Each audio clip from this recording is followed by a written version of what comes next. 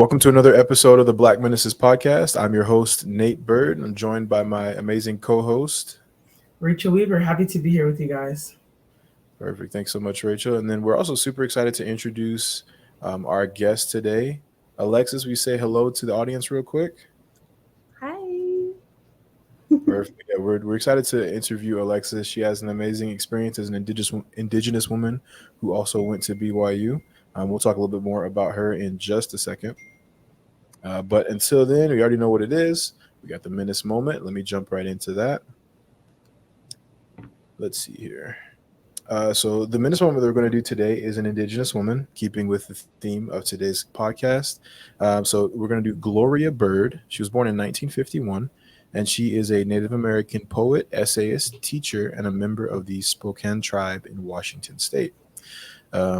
Her main priority is to question and diminish harmful stereotypes that are placed on Native American people, and her focus is on educating her community in accurate scripts without exploiting the culture. She does that through her writing. So she was born in 1951 in Yakima Valley, in Washington. And growing up, she kind of bounced between the Spokane and Colville reservations and attended American Indian boarding schools. She grew up with like sisters, mothers, grandparents, and remembers that like during that time she learned how to peel and eat sunflower stalks with salt.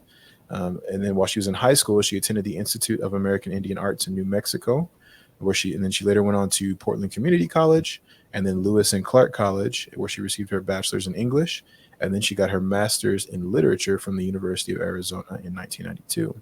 She started writing when she was on the reservation, while she was just kind of isolated, feeling very alone, and she started like writing poetry as like a way to, I guess, cope.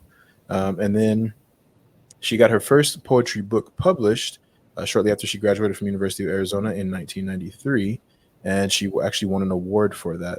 And then in 1997, she published her second book, The River of History, and her writing has appeared in lots of different like anthologies and records and things like that. And yeah, just like the writing that she does kind of describes what life is like on a reservation as a Native American, but also just as a woman in general.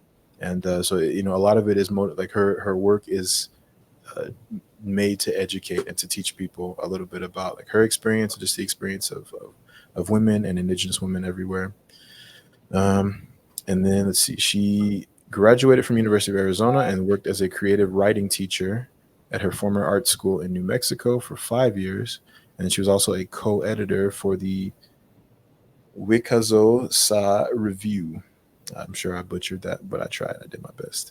And then, yeah, she currently is a part-time teacher at the Salish Kootenai College and is working for the Spokane tribe.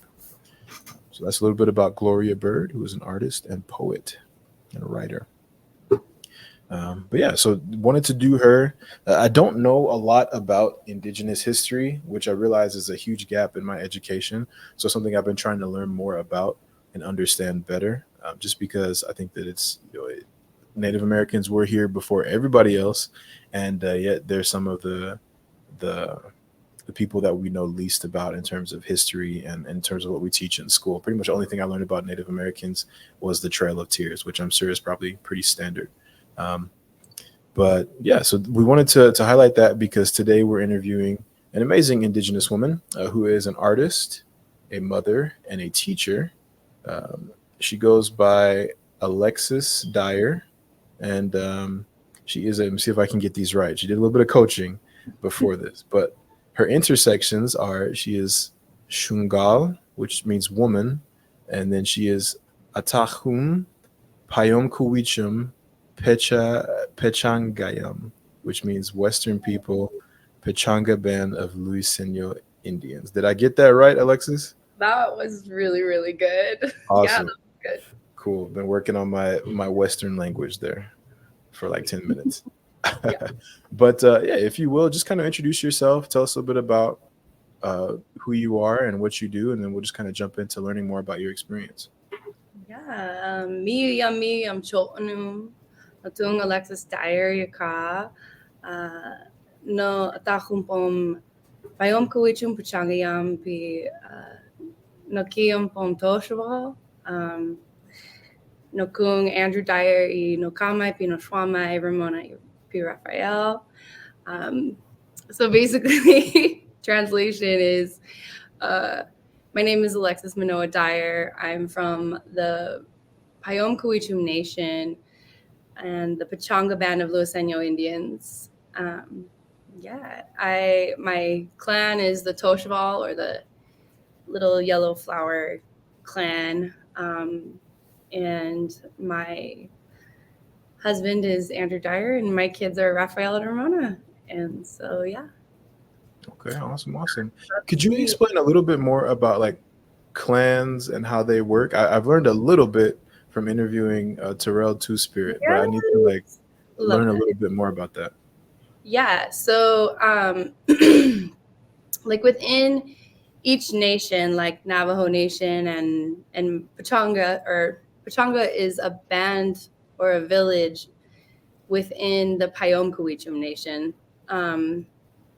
And our ancestral territory, I always ask like students, like, have you been to Legoland?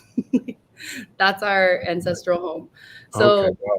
San Onofre, if you're familiar with what is now called Southern California, it's San Onofre to Idlewild, down to San Pasqual Valley, out to Cardiff, and then out to the lower Channel Islands.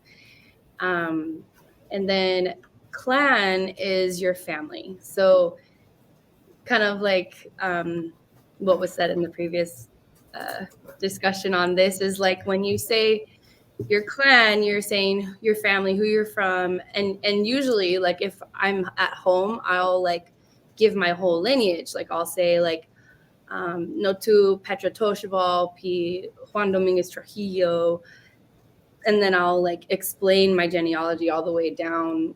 Like if I'm around other people who know even the individual families within a clan. So a clan is like your huge extended family. Yeah. And like he said, like, then you know who you can date and who you cannot date. And yeah, because who your family is. And also, you know, like it's saying kind of like each family has its own culture, basically, in a mini way, you know? So like for us, each clan is from a different village along our river. So our people traditionally move along all of that territory, depending on the food, depending on what native plant season it is. So, but families would stay in kind of, you know, basic areas and then travel and visit each other through these waterways, basically, in Southern California. So like my clan is from the like right before you get to Kauai, which is Palm Springs area. So okay, gotcha. Well, thank you for the education. I enjoyed that. I'm still learning a lot about like indigenous culture, so it's good to know. Oh, a little bit more about clans. yeah. And I was gonna say, like, it's nobody's fault that that you don't know a lot about Native people, because it was on purpose. That's true. That is true. Don't hear those things in school. Yeah, that's what I like try to tell people. That makes sense. I will say, yeah, it's nobody's fault, but I also think that it's like if I don't make an effort to learn now that I'm aware, then it is my fault. You know what I mean? So I think that's important. Yeah. But yeah, if you could just kind of tell us a little bit about like how you grew up, your upbringing, and then what brought you to BYU. Yeah. So, I grew up here on my homeland in Southern California, and that relationship with the land has always been really, really important to me. And yeah, I was actually born a baby cougar at BYU, at URC. My mom is from, she's English, Scots, German.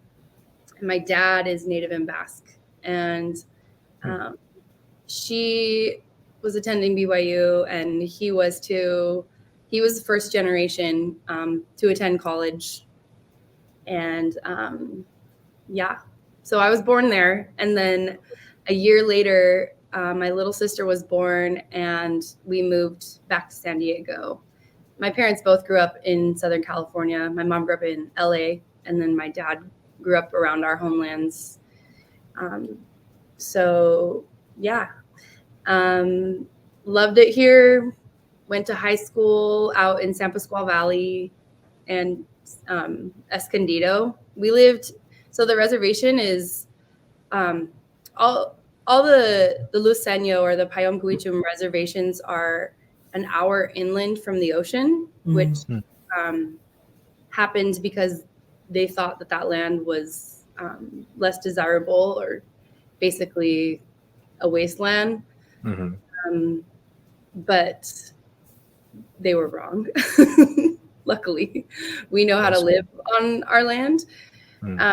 So my grandparents and my cousins all lived on the res, and then my dad worked downtown San Diego, and so it's about an hour and a half, like an hour drive with no traffic to San Diego. So we lived in the middle in Escondido, and yeah, I grew up here, loving it. Southern California girl all the way. There you go. Yeah. Sorry, go ahead. Oh, yeah. And then, but BYU, back to BYU, it was like always like, you could apply somewhere else, but, you know, like my parents were, you know, always telling the stories of their love story and like how they went to BYU, and BYU it was just kind of like my only option, especially as the oldest child. Like I felt extreme pressure to like set an example for my younger siblings. And yeah, so I think, you know, I think when I grew up in a pretty straight-laced LDS household, and it was kind of like the pressure to go to BYU was really, really big. And so like I didn't have like the best grades. I had, but like the best, because BYU is like outrageous. Yeah. I guess any college these days, but like I did like sorry, my mouth. I'm like, you can say whatever. This is you can say I'm laughing because this is me. I went fishing yesterday too, so I'm like hot off that. That's why I'm like sunburned. You're good. You're good. Yeah. So I did a shit ton of extracurriculars to like get myself into BYU, and I was like out like early morning seminary every day, dark to dark, doing those extracurriculars so I could like get to BYU, because I was like a B student in AP classes. Right. So yeah. That's which isn't even bad. Isn't even bad. Right. Right. Yeah. So that perfection expectation was really, really high, like for me growing up. Okay. So, but I think like my authentic self was like, I'm going to apply somewhere else. So I applied to Northwestern.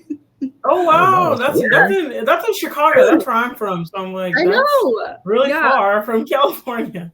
Yeah.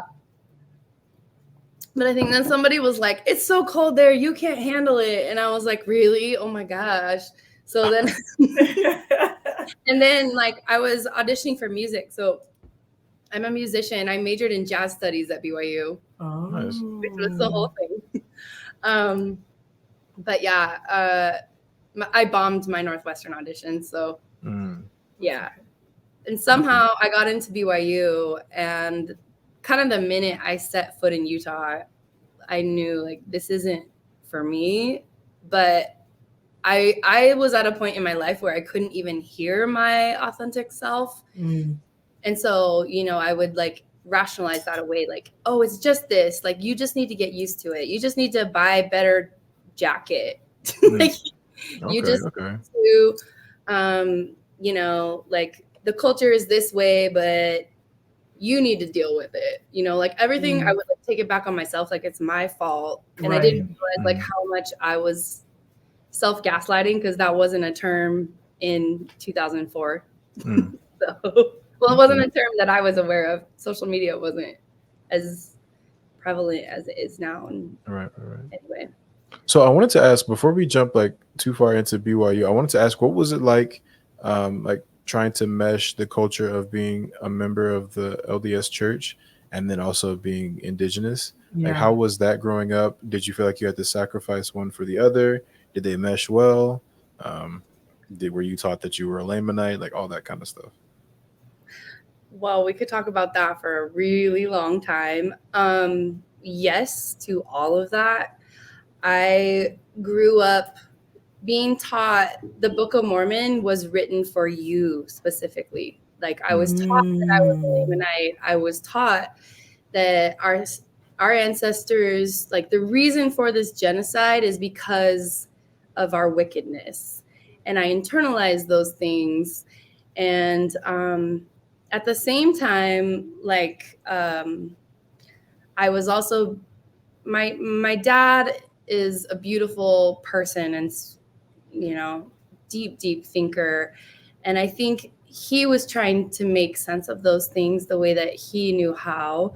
And so we would often, like him and I in our conversations, like draw parallels to our creation story here in Southern California and what is taught in the temple. So like our traditional dress is basically an apron.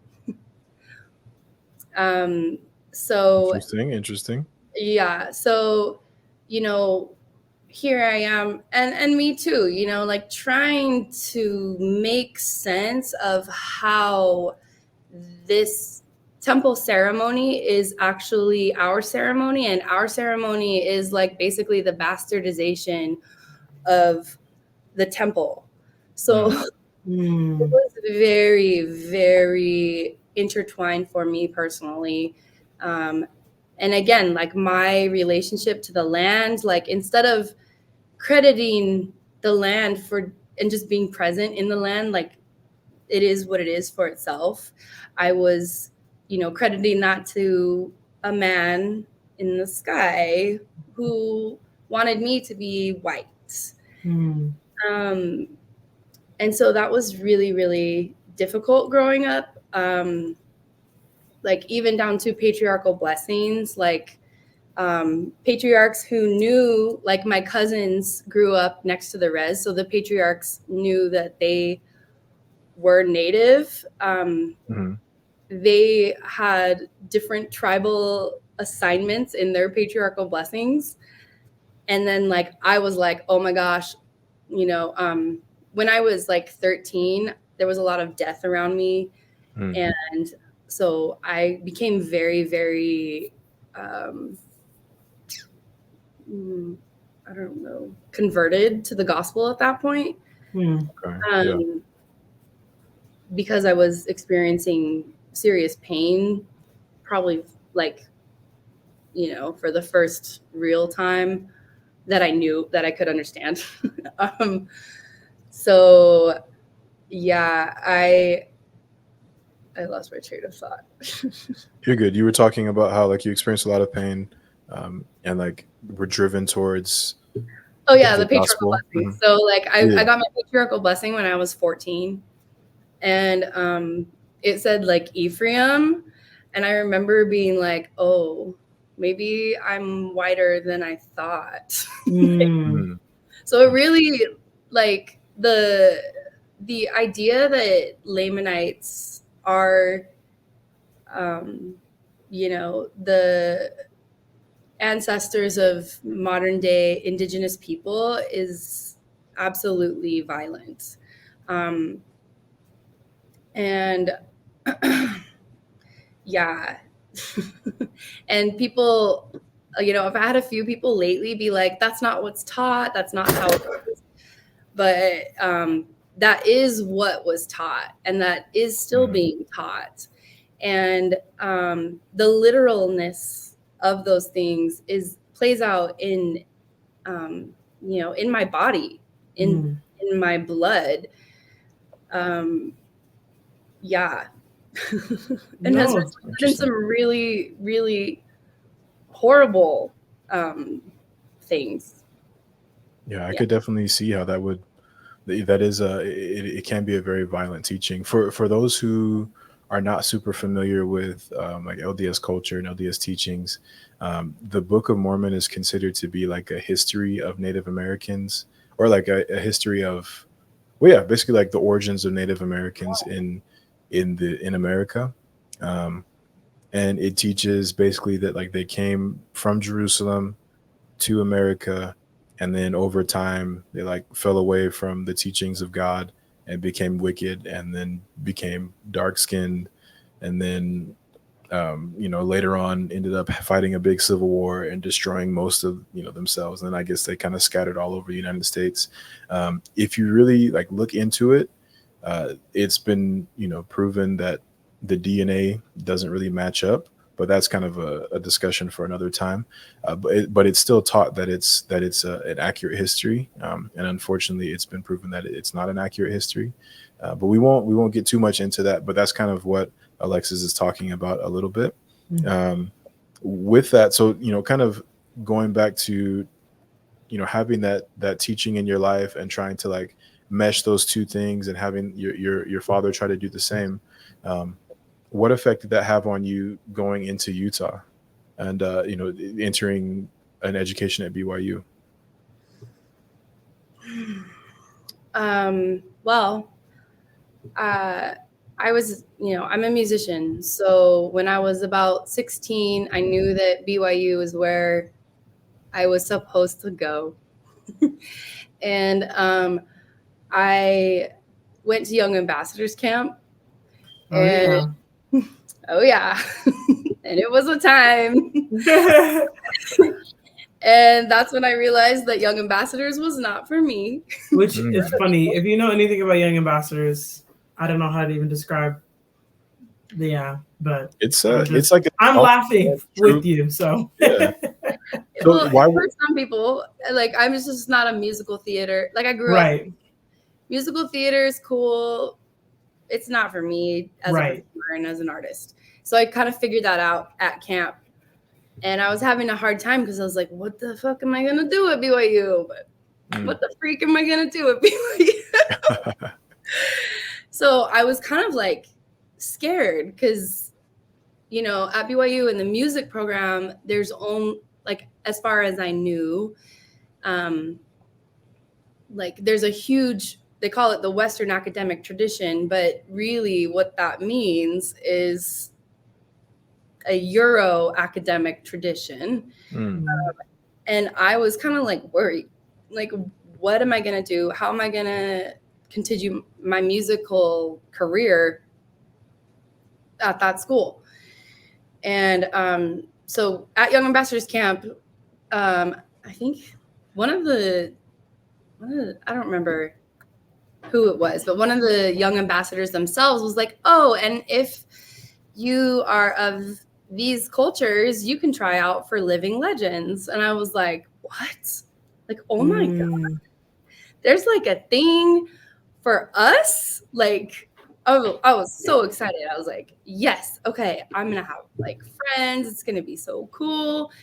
And I went up to and they're like, this is the lady that runs it. And I was like, so excited. And she had been running like one of our voice classes. And after class, everybody went out of the classroom and I went up to her. And at this point, I was like a total beach rat. Like, well, I still am, but like, and it was 2002. So, highlights were really, really cool. I'm laughing. And my boyfriend was like totally a surfer. Love it. Yeah. So I had like serious highlights, and not these natural ones, but like real kind, peroxide probably. And I was like, hey, like I'm Luceño. I'm from Southern California. I really would love to try out for Living Legends. And she was like, oh, well, there's auditions. And I was like, yeah, like I've had auditions. Like I've been auditioning for stuff since I was 9. Like, no problem. Like, okay, what do I need to do? And she was like, well, you have to demonstrate your culture. And I was like, whoa, like, Okay, listening, still curious, but like, for my people, we're not powwow people. Our dances were illegal until 1978, so they were done in secret, and they were carried. They never died, but they're not recorded, not videoed. They're not shared on YouTube. Like, there was no YouTube when I was asking these questions. Yeah. So like, I was like, how, in my brain, I was like panicking, like, how am I gonna, like, I don't know, like, okay, well, maybe listening still, maybe there's something I could do. And she's like, and, you have to like dance. And I was like, okay, I can do that. And she's like, well, usually we take a more typical look. And I was like, a more typical look. Interesting. like, what? And I was like, oh, okay. I could tell she was like done with the conversation, and like she kind of like went on her way, and I like walked out, and I realized like what she was saying to me was that like I was too much of something else. Like I didn't look like what this non-native Momyash lady, Momyash in our language means like came here on a boat. Like that's we don't say white, we say like Momyam that came here on a boat. I love that. That's cool. Right. It's in relation to the land, right? Like this lady said that to me about being included in the group that's supposed to represent my culture. And so like I was really hurt because I was 16 and like, like you're worried about your zits and like whatever. Right. and this lady, here she is like closing the door on something that I wanted. And I wasn't really strong enough to be like, no way, like I'm going to do it anyway. I was just like hurt so bad that I was like, forget it. Did she know that you were Indigenous at this point? Like know that at all? Oh, she knew. Okay. Yeah, like I told her like, oh, I'm Indigenous from Southern California, and Living Legends is an interesting place. There's a lot of good that they do for sure. Like I think that it provides a place for students of color to celebrate themselves, and I think that is so important. But I wonder how much of it is for ourselves and for our cultures, and how safe our cultures are in those spaces, how safe our students are in those spaces, if it really is inclusive. Before I came on this podcast, I talked to a lot of my other Indigenous college friends, and within Living Legends, oftentimes, like when they're showcasing Native dances, the dancers aren't Native. This is true. Which is very problematic in a traditional way. I'm kind of like shaking because we don't really talk about this, but I think that all things, in order to get better, they need critique is a good thing. Yeah. Absolutely. So in a traditional way, like our dances came about into powwow because they came from actual gatherings. So the Ojibwe and the Lakota and the Cheyenne, they would gather together and then share their dances. So jingle dancing is from Ojibwe, and it's specific to them. And they have protocol for who learns it and how they learn it and from who they learn. Just like in Hawaii or Samoa or Tonga, there's protocol with your halau. Dance is alive. Dance isn't just something to show off. Dance is ceremony. So, and the same here in Southern California. like I said earlier, like we have our Naquanish dances, which are our sacred dancing that, you know, like how you're taught and your intentions with going about that thing. There's like protocol with all of our indigenous cultures. And so oftentimes these dances, like I said, up until 1978 across the United States, these dances were illegal. And how they were held and how they were performed, and even perform is like a bad word. I think not a good, I don't know if there's a really good word for, you know, how they were done, has historical weight. Mm-hmm. So when these dances are shared in a performance way, that's kind of our thing. Yeah. Like, does it kind of like make light of them in a way if they're not done with like the right sacredness? Yes. Yeah. It's really hard to see when, you know, like, maybe something isn't taught in the right protocol way. Because according to our beliefs, those dances carry responsibilities. Mm-hmm. Their roles within our communities, and roles that have suffered cultural trauma. So to see someone who doesn't have that responsibility, who doesn't understand the teachings behind those dances, dancing those dances for ticketed sales, for usually majority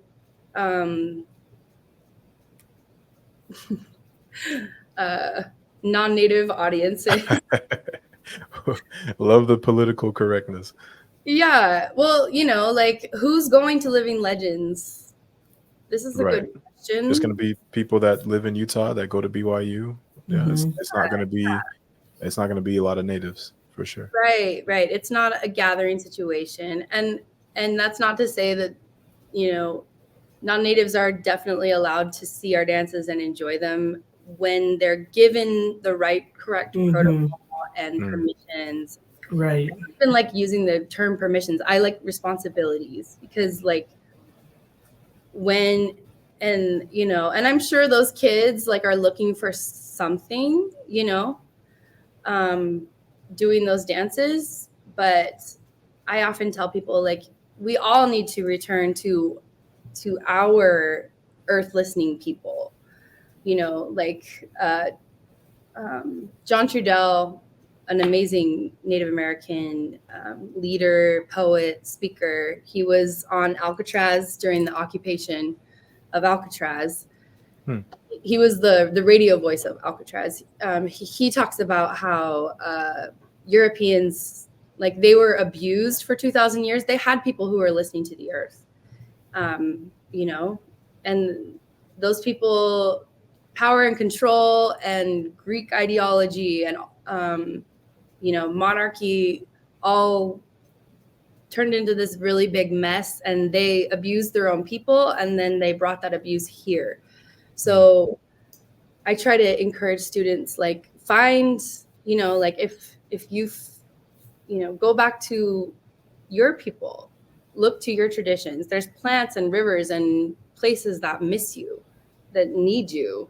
And that doesn't mean that you have to never come back. It just means like you're part of this earth, you know, like, and your people have dances and traditions and regalia, clothing that, you know, connects you to those things.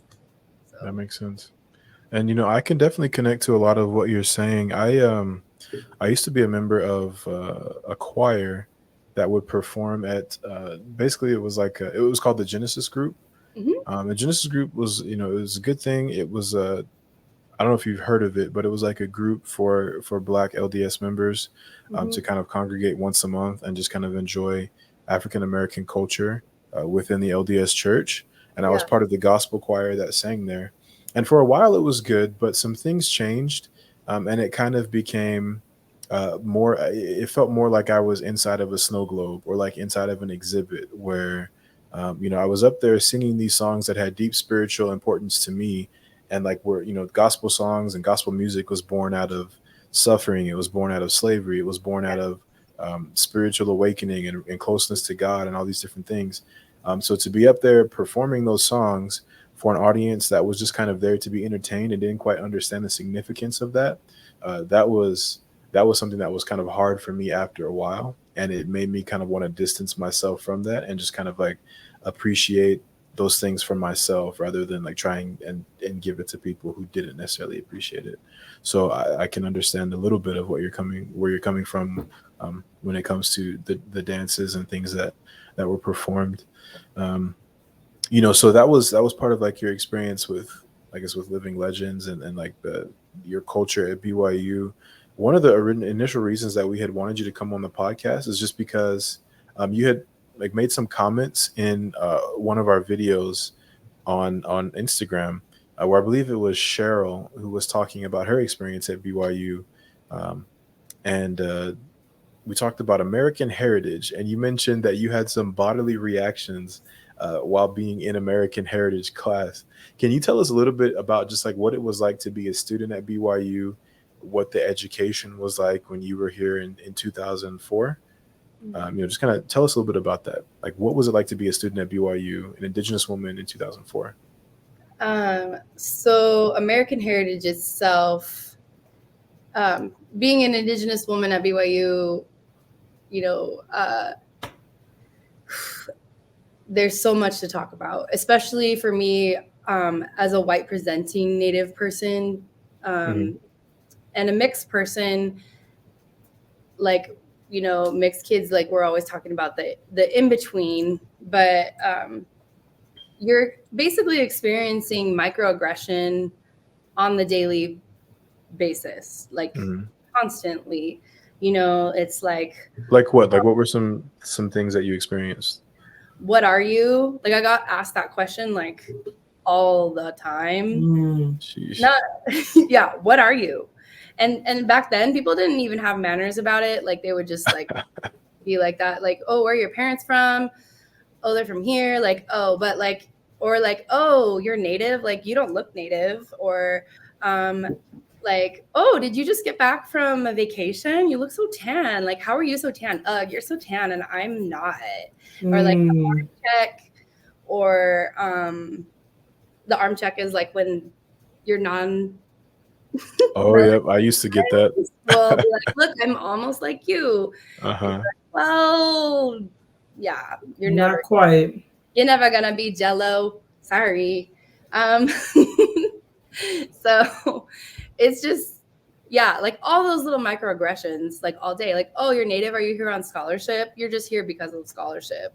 Or, oh, do you guys even pay taxes? Like, or are you guys alcoholics? Like, I heard alcohol is like a really big problem for your community. Yeah. So all those microaggressions, like throughout my BYU experience. And, at that time, there wasn't even the term microaggression, like, or there was, excuse me, it was coined in the 70s, but my own personal education, I'm a music major, so it wasn't like readily on people's tongues, especially at BYU. Yeah. And it definitely wasn't mainstream at that time. Yeah, there was barely blogs. I'm an elder millennial. Like, yeah. So, yeah. And I used to tell students, I used to speak at BYU about Native experience. And I would tell them, like, it's like having a pinprick every day. Like, every day there's a little pinprick. Like, it's really nothing. And it only lasts a second. But, if you have a lot of them, it hurts.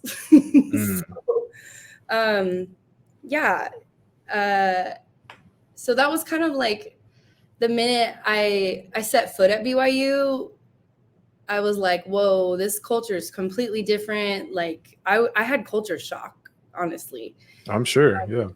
Because California is very diverse, and like Europeans arrived here in the 1790s, so everyone is a mix of something, and we don't really like blood quantum itself is a genocidal tool invented by Momyam, settler colonial people, to eradicate us. Can you explain what blood quantum is? Yes.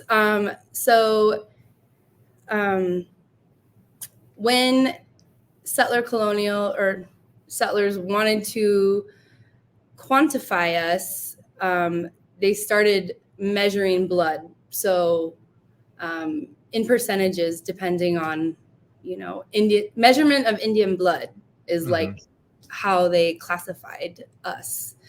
And that way, if you were below a certain percentage, they could take your land because it wasn't Indian land anymore. It's now private property because you're not an Indian according to us. So, yeah. And add the violence against women on top of those things, and it's a very, very violent idea. And it still persists in Native law and policy. And it, I think even at BYU, like in my dad's generation, I would need to look this up, but BYU put their own like requirements of Indian blood in order to qualify for scholarship, I think. California tribes, there's 568 tribes in the United States plus, and then like federal recognition keeps happening. Like tribes will make their relationship with the federal government. And so we all have our own cultures and our own languages and religions. And I don't even like using the word religion, our own belief systems. And we also we're sovereign nations, which means we're independent of state power within, modern day US law. And we have our own ways of recognizing kin and our own ways of making our families. And so, yeah, for us, we are a lineal tribe, and so we have the freedom to love whoever we want. And yeah, and blood quantum can be very, very violent for women, especially because if you're a certain percentage, you're seen as more desirable. You could be subject to more violence. So it's very, blood quantum is a really horrible thing. And like our communities, there's reverse blood quantum, like it's horrible the way that we're measured and divided. For sure. And it's interesting too, because, in Native American culture, it's so, it's it's a tangible thing where like they literally kind of pit you against yourself and against each other using blood quantum. But it's just interesting to see how like amongst people of color, like those same kinds of things tend to run parallel like through each culture. Like, there's like colorism and there's racism and there's, just like these different tools of white supremacy that just kind of divide us. And it's just, it takes a different form in every culture. And it's interesting to see for sure. And like, it's the second time today that you've brought up just like violence being done against Indigenous people, where there's like the violence of being taught that like your predicament was because of like your ancestors' beliefs or their righteousness or whatever. And then also the idea of blood quantum. And then you talked like, I really want to get into like your bodily reactions to BYU classes, because I feel like that's just something I've never heard of that before. So like, tell us a little bit about what that was and like how it felt to be in that class, in those spaces, and hear different things and like feel those microaggressions. Yeah. So let's just like talk about the title of the class is American Heritage. Like, right. But not fully American heritage, yeah. Not fully American heritage, the idea, anyway, just as an Indigenous person, that is like a joke. It is like on its own. Dr. Trask from Hawaii, she says, like, we are not American. And most Indigenous people would agree that, like, yes, we are American now because we're subject to this law. But deep down, like, we're our nations. We're Payómkawichum. We're a nation-to-nation relationship. So with that background, coming into this JSB auditorium full of people who are not like you. Like, I was the only California native that I knew at school. Most other native students were Diné, or there was a few Lakota that I knew of. We can get more into that later, but so American heritage, you're sitting there, and I think at the time that I was attending American heritage, the textbook had the temple and the American flag across it, the Salt Lake Temple. Okay, all right. That might have been in my imagination. I tried to like Google image today, but we got to fact check that one. But it felt like that. Okay. If anybody knows about that, I want to hear about it. So Yeah, listeners, if you know somebody that has an American Heritage book from 2004, let me know. Yes, vintage. So being in that class, you're sitting there and you're hearing these, ideas about your native homeland that are completely contrary to Indigenous history, almost. Not almost. I'm like adding that on, like it's to soften it, because a lot of times, people get really defensive about this, especially if you believe that in manifest destiny that God, inspired the colonization of the United States. Mm-hmm. It's going to feel personal. But That's a good point. I feel like I need to speak strongly about that. Like, So there's all these ideas about America, and they're all very romantic. And I was just 19. I was just a little baby. And I would feel like the blood in my body, like rising from my core all the way like up my ears, and my ears, like they're on fire now, even thinking about this. Like, it's like my body knew that what was being said wasn't completely true. But I had like no way to like understand even my own body at that point. I would feel like these rushes of embarrassment, or like if something was straight up wrong, like, or if they were talking about Native people, it was usually in a way that was like shoulder shrug, like, oh, that's so sad. Isn't it sad? Yeah. Well, anyway, we conquered them. Like, there was kind of this attitude because of the belief in the Book of Mormon that, well, your people deserved it, shoulder shrug. And I was like cognitive dissonance with this idea, like, and I'm not the only person that felt this way. Every Native that I know, like, who I've talked to recently about American heritage, like when we heard you guys on your podcast talking about it, we were all like, oh my gosh. One of my girlfriends was like, that class gave me stomach aches. Wow. I literally, like, another person, like, I asked on my stories the other day, like, where did you cry at BYU? Like, where was your crying spot?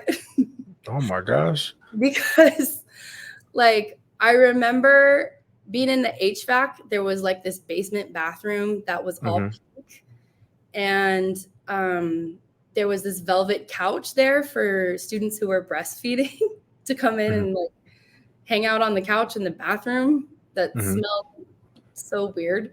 But I guess like nobody went in there. So I would go in there to cry. Wow. And I remember the feeling of the velvet couch and being like, God, like, why did you forget us? Like, why did you forget us? Like, we never forgot you. You know, like I had such deep spiritual connection to my people and to my home and to our way of prayer. Even like as I was maturing, I was learning more about that. And I was like, how could he forget us? And how could we, you know, experience this genocide and you're okay with it? Like, So the cognitive dissonance, I think, is what that reaction was rising in me in American Heritage. And then I said this story in the comments, but you know, we have those breakout classes with the TA.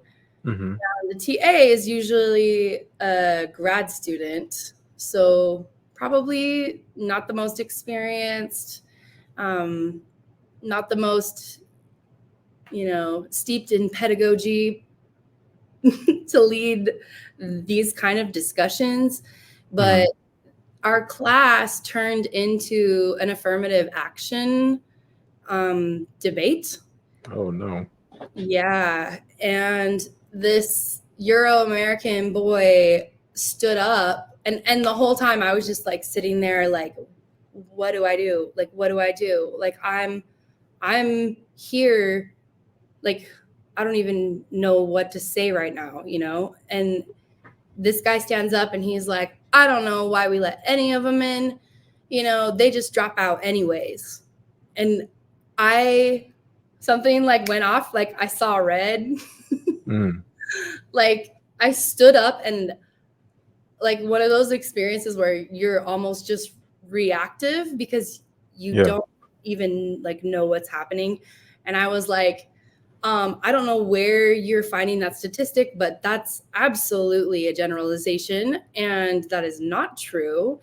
And I'm here because my people back me up. Like I was on scholarship from my tribe, which by the way, being a kid who goes to college from your tribe is like insane pressure and like responsibility and expectation of like for your homeland and your group and your family.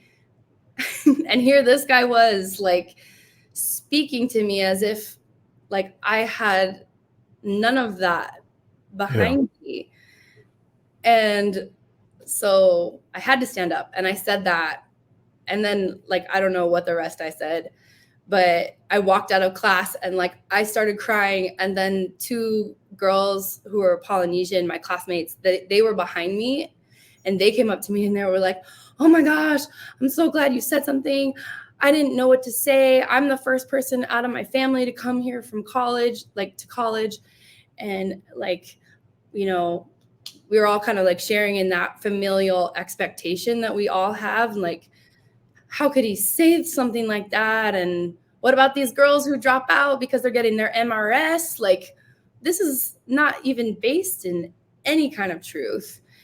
And so like, that was kind of like one of those moments. And I feel like those moments happened all the time, but like, sometimes you're just so exhausted as a Native student that you just, it's like, when do you speak up and when do you not? And, you know, like, I'm sure you guys can relate. Absolutely. At some point, at some point it gets to where you just don't even have the energy. Like you just start to let things slide or you just kind of retreat into yourself. I don't know if I necessarily had a cry spot, but I definitely had a spot on campus where I would go to just not be around anybody. I was like, if I have to be here, if I have to do schoolwork, I'm going to be in this quiet place. And for me, it was on the 5th floor of the Wilkinson Student Center. There was like this back hallway where like it was just like a hallway by the stairwell and nobody would ever come back there. So I would just go up there and be up there for like hours at a time. And that was just where I would go to like do my assignments and stuff because I just didn't want to be around people. I just wanted to get my stuff done, like get my work done. So yeah, like at some point it just gets to be overwhelming and like the feeling of being on campus can be very it can just feel very hostile. And when they had done the I don't know, have you ever read the CoRep report, Alexis? Mm-mm. So the CoRep report, it was the committee for something. Basically, it was like a committee that studied racial equity at BYU, and they took a whole bunch of studies and took a lot of data, made some statistics and things like that, and basically determined what needed to be adjusted at BYU to make it a better place, a safer space for people of color, and for just people from different walks of life. But one of the data points that they came up with was the graduation rates based on ethnicity at BYU. And it's one that I always point to because the graduation rate for white students was, I believe, about 79%. And then for Latino students and Asian students, it was a little bit below that. And then at the bottom of the totem pole, or the bottom of the graduation rate chart, was African Americans and Native Americans. African Americans have a 58% graduation rate, which means that like a little more than 1 out of every 2 Black students that go to BYU don't graduate from BYU. And then Native Americans had a graduation rate of about 41%. And like hearing some of your experiences at BYU and like some of those experiences that your friends had that were also Indigenous, it just kind of makes me realize like how hostile of a place it can be for people who don't fit that ideal mold that BYU has, right? And so it can be a very difficult place to stick it out for 4 years or 5 years or 6 years or whatever it is, because it weighs on you in a different way when you have a different identity than what is the norm. So if you are a part of the LGBTQIA plus group, or if you're a part of the African American group or the Black American group or what have it, like Indigenous groups, like these different parts of your identity really pull at you when you're at BYU, and it can just feel very hostile and very unwelcoming in those situations. So yeah, hearing you explain that is really interesting, and it kind of like meshes up with the results in that CoRep report. So thank you so much for sharing. But was there anything else that you like wanted to talk about or wanted to share? We haven't even really gotten to your art yet, or like the things that you do. So if you want to talk about some of the art that you do, and just some of the things that make you happy, and then we'll close it out with that. Yeah, I guess I kind of want to mention that jazz, I think, saved me at BYU. Love that. I love me some jazz. Yes. To me, like, BYU, you have to fit this mold, and I think a lot of us felt that pressure and like just naturally we'll never fit it. And so I found jazz because I could not for the life of me do classical singing. Like, it just was not in me at all. I tried. I didn't like it. I felt like I was like trying to be somebody else's art. And the jazz major was the only other major that wasn't classical at the time or wasn't production. So I was like, I'm going to try this. And also it felt like, jazz is the people's music. Jazz is born out of Latin, Afro beats. It's born from, those blue notes. It's born from oppression. And it's the release of those emotions. And so it was just very, very, and I had the freedom to express when I was singing jazz. So I feel so lucky that became a bridge to me finding my way back home to myself and my own people's songs and my own people's cultures. But that perfectionism at BYU, like when I graduated, I was really kind of broken in a way as an artist, even though I had learned a lot of beautiful things and I had met so many beautiful people, like there's some incredible people around. However, subjecting myself to this perfectionism, I was really burnt out musically. So I started doing photography because I could be bad at it. And yeah, it's fun to be bad at stuff. Yeah.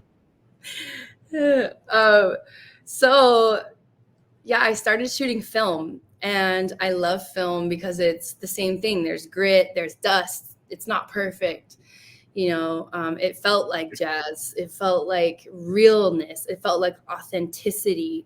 And I love those things. And just the process of film is so physical too, and it slows you down.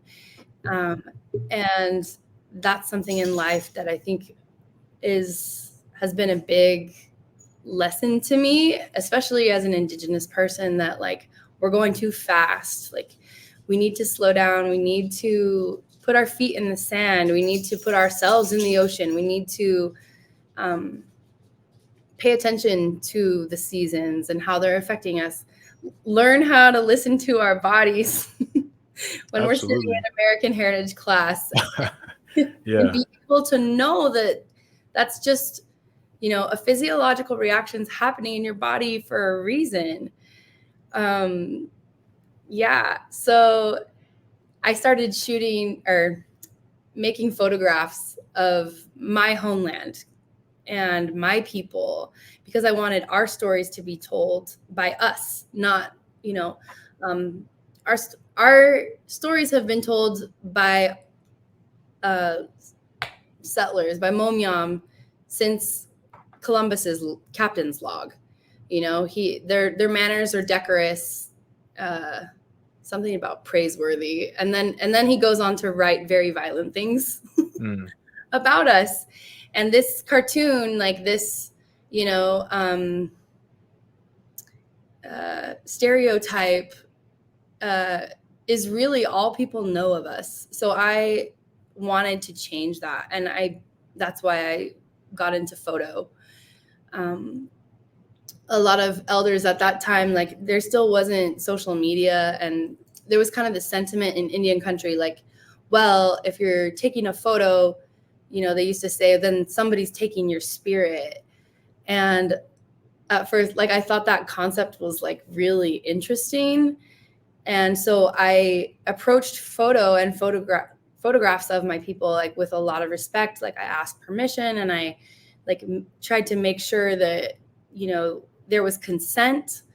That kind of moved into my photography of our plants. And so mainly the stuff that I print and sell is photography of our homeland and our plants. And I kind of like started approaching photography in the way that I would approach a person, photography with a plant. So white sage, for example, like I would approach the plant and offer good words or a song or tobacco, and ask that plant, like, what do you want to say? And just like take a moment to pause and listen and be present to what was around me. The wind, the fog, awavit, the sun, and craft my photograph according to what this plant wanted to say to the world. So Love that. yeah, and that's kind of like my I don't know, process, I guess, as an artist. And Okay. so Yeah, I love that. yeah. So to close out, just one last question for you. It's not like super relevant, but because you study jazz studies, I just wanted to know, who is your favorite like jazz musician? I don't know. And like what style do you listen to? Like, is it more like classic jazz? Do you like smooth jazz? More I modern? love all the women singers. Like Okay. Billie Holiday was my Yes. first love. And even like, if we're going to talk about African American singers, Whitney was my mom singing Okay. wise. Like Yeah. I had my like little 90s headphones in, and I would like run around the Tangerine Groves like singing Queen of the Night or like that. like That's the whole cool. Bodyguard soundtrack. I knew it when I was like 7 years old. Holy cow. So like that music, I think I just felt the authenticity. I felt the heart of Tina, of Aretha. I mean, all of those are rooted in jazz. All of those are rooted in those traditions. My favorite jazz song, though, is a duet between Duke Ellington and John Coltrane, who come from Ooh. kind of different jazz subgenres. I love both of them. Yeah. Yeah. It's called In a Sentimental Mood. Oh, I know that one. Yeah. Love it's that one. Ballads. Yeah. Or maybe, yeah. I'm not sure. That's a good one. I'm trying really hard not to start humming the whole thing right now. I would listen to that opening line and just like cry on the second. I cried so much at BYU. Wow. I had to let it all out. There was good times too, and I think holding both those things, like that's some authenticity right there. Absolutely. That's the Yeah, that's cool. And In a Sentimental Mood is a beautiful song. Mm. I'll recommend that to people listening. Check that song out, Duke Ellington and John Coltrane, In a Sentimental Mood. One of my favorite jazz songs actually is My Favorite Things, like the long version by John Coltrane. Yes. Love that. Love it. But So and then I really like Ornette Coleman and of course Miles Davis. And like some newer stuff. Have you heard of Emmanuel Wilkins? He's like a newer jazz artist. Yeah. He plays the saxophone and he's smooth. But awesome. anyway. I'll have to look him up. Yeah, I don't want to nerd out too much. But I know, right? Yeah. Hey, it's a BYU podcast, though. Absolutely. Yeah, so Rachel had to drop out. Unfortunately, she was having some tech issues in her computer. Oh, man, Rachel. Yeah, but she sends her love. But yeah, we want to do our recommendations, of course. So we've already recommended some jazz music, but I'll go first. My recommendation for this week is to go and see the Teenage Mutant Ninja Turtles movie. It's funny because you had brought that up earlier, but I went and saw that a couple weeks ago with some friends, and it is. Oh, let me switch this. It is a really, really fun movie. The animation is so unique, so interesting, and it's just like a style that I'd never seen before in an animated movie. So I really enjoyed that, and then the storyline is also a lot of fun, and it was just great nostalgia because I watched the Teenage Mutant Ninja Turtles TV show growing up and loved it. So that's my recommendation for this week. Go and see that movie. Alexis, what you got? I love that, by the way. I'm a 90s kid, so I grew up on all that. There you go. I would like to recommend On Zion's Mount by Jared Farmer. It's a book. It's pretty thick, but if you are a resident of Utah, it's a good history of what has happened in Utah and, kind of explains why, how things happened with the Timpanogos, with the Utes, with the Black Hawk Wars, and how, why today the streets are numbered and straight and the land is not. On Zion's Mount, okay. Yes, On Zion's Mount by Jared Farmer. And then I would like to also recommend listening to Black Belt Eagle Scout. She's a native artist. She's freaking rad. And then I'll go watch Reservation Dogs. It's on. Ooh, I've heard of that one. Yeah.